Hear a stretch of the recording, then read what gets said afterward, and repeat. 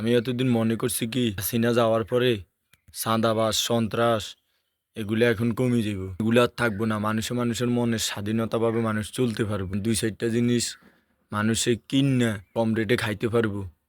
কম রেটের দরকার নাই, রেট যেটা আছে এটার মধ্যে থাক, সমস্যা নাই। দেশ সোজা হইতে সময় লাগবো তো নাকি, ওটা তো আমরা জানি। কিন্তু এই বন্যা দিয়া যে অবস্থা, যাদের টাকা পয়সা আছে ভালো কথা, তারাই না চলতে পারতেছে। কিন্তু যাদের টাকা পয়সা নাই, বড় লোকরা কি ভাই রাত্রের বেলায় সল লইয়া জাল লইয়া ঘুম মেরা মাছ ধরে কোন? এগুলা তো করে গরিব মানুষে না। কেমনে করবো আপনারা এখন? একটা 200 টাকার চল 400 টাকা, 300 টাকার চল রে বেছে 800 টাকা।